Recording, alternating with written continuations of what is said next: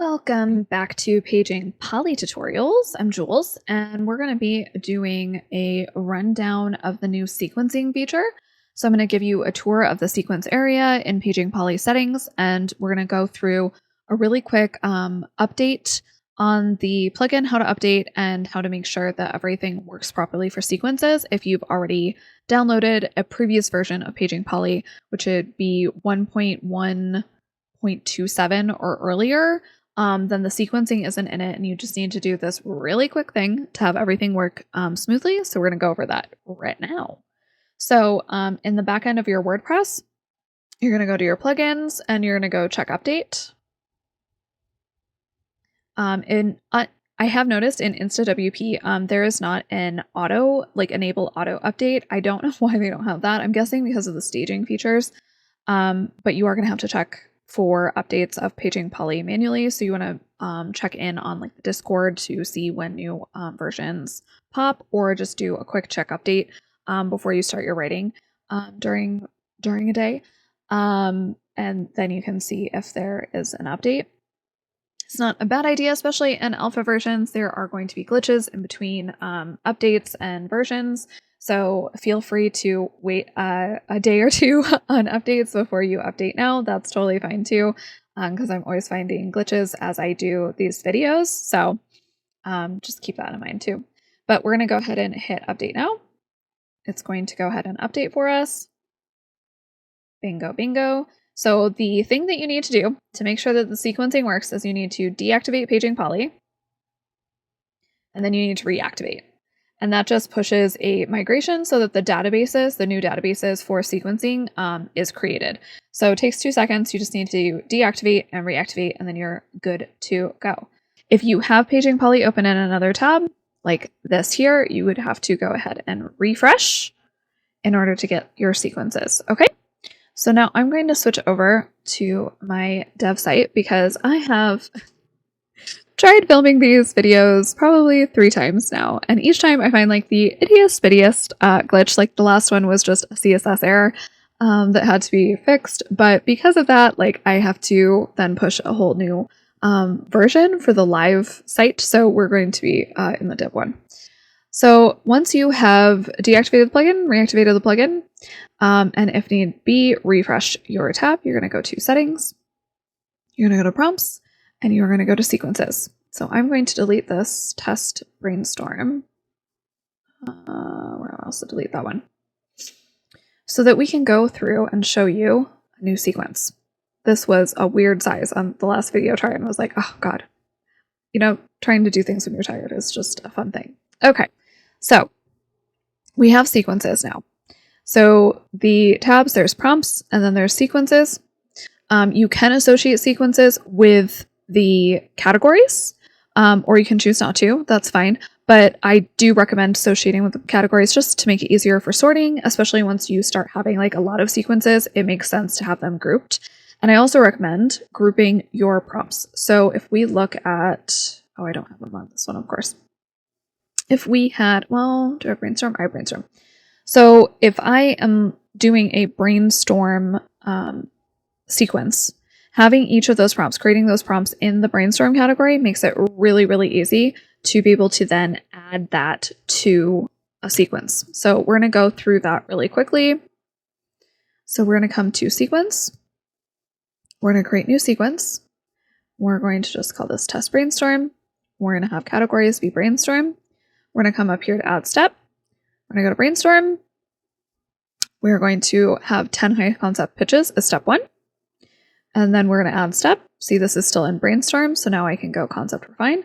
And that's really easy. So if all 5 of these were going in here, so maybe I was doing world build from pitch after, then I can add these really quickly. It makes these sequences being built out really fast. So we have 2 different types of execution modes for sequences. We have human and loop, which is pause after each step, which I'll show you what that looks like in the front end. And then you have autoplay, which runs all steps continuously, meaning once I go to an autoplay and I hit autoplay, it will go through each prompt. It will generate that prompt, it will auto approve, and then it will generate the next prompt and the next prompt, auto approving at each step. There will be an auto approval at the end, and then it will say that the sequence is complete, and then you can go through and edit. With the human in the loop, there's a pause after each step, and so I'll show you that, and then we'll show you the other. So this is our test brainstorm, so we'll save that.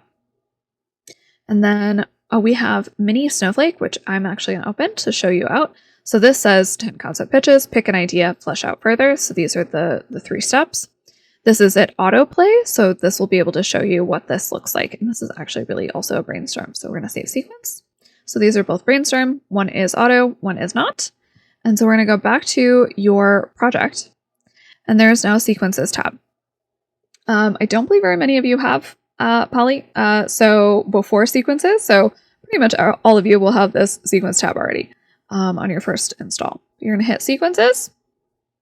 And this is your sequence doc. There is a prompt doc. This is for single prompts.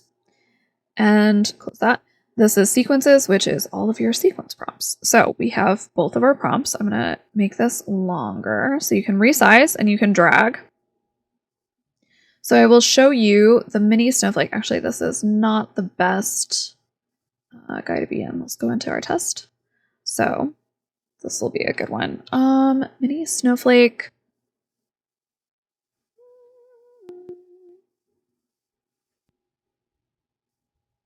Oh, that's interesting. Oh, that's right. It's in the back end for that. So this, I believe, needs a seed idea. So we're just going to give it a seed idea of sirens running a dating agency. And this is the human in the loop. So if I click here, okay, we've got a free model loaded. So if I click here, it is going to run the prompt. It's be very similar to running that prompt in the quick mode in the prompt doc. And so you might be wondering, why is there even a human in loop? It's because this is really fast. And so if you're going through brainstorming, you can just go 1, 2, 3, and you can bounce around as well. This doesn't have to be done in order. And so that makes it really fast because now I don't need to scroll or anything like that. I can just go concept refine. It's going to use words before. It's going to pick a concept. It's going to go through this generation.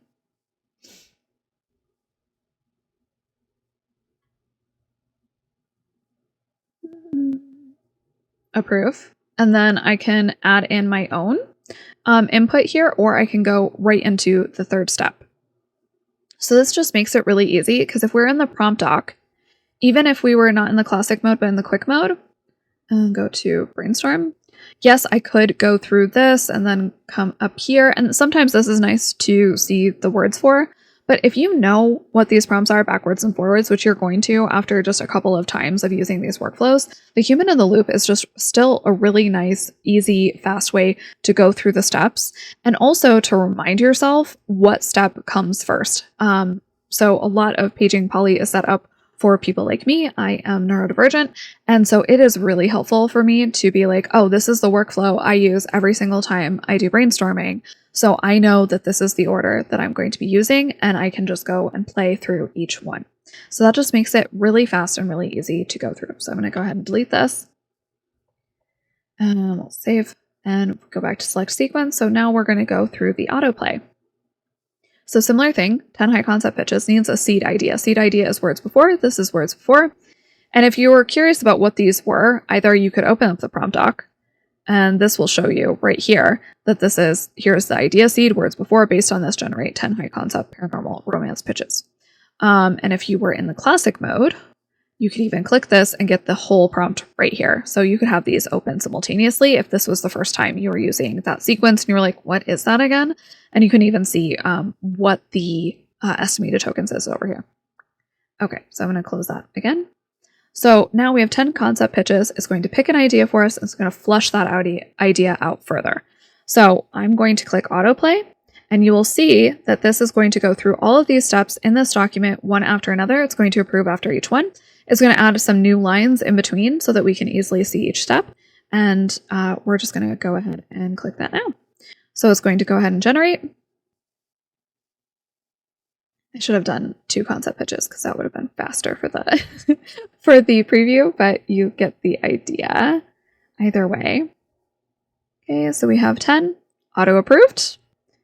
And now it's going through and it's going to pick an idea. So out of this, it decided Siren's Prey is the best. and it gave us some microtopes. And now it's going through and it's going to flesh that further out. I believe this might be even like through acts. It might be summary by act.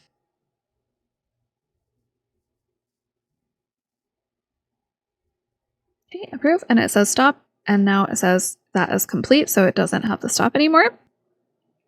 And if we come up, we now have, these are the 10. Now we can see this is a couple new lines. This is the pick an idea, picked an idea.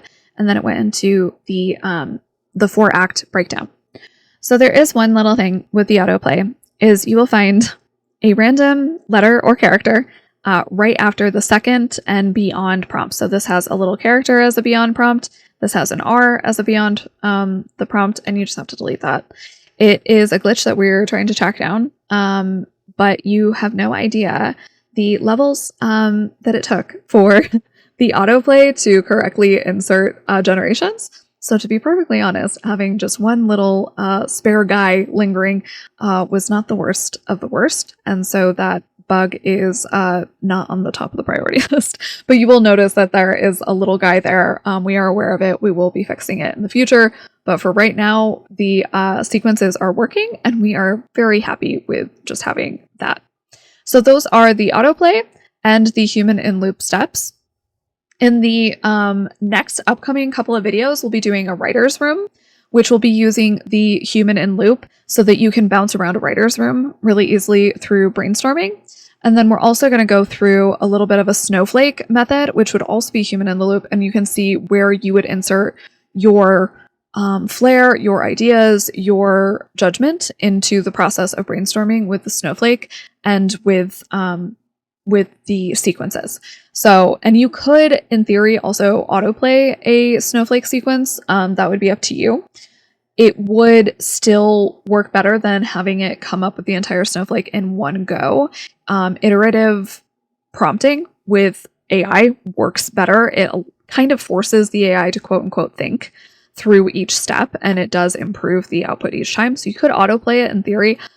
You're going to always get a better quality output if you are inserting your own ideas. That's one of the reasons with the 10 high concept pitches, there is an idea seed, is because if you are getting prompts, say from somebody like me or another program, say you're a novel crafter and you're getting prompts from there, the problem with that is if there isn't a human idea or a human brainstorm element to it. I've done a lot of testing with these models, and you will find very quickly that if I just had the 10 high concept paranormal romance pitches, it would be more or less the same 10 ideas kind of shuffled over and over again. There's only so many versions you would get from the exact same prompt, because at the end of the day, it is basically an advanced word generator. And so having that idea seed is what changes you from using that prompt versus me from using that prompt or anybody else. So those are the things that to really keep in mind.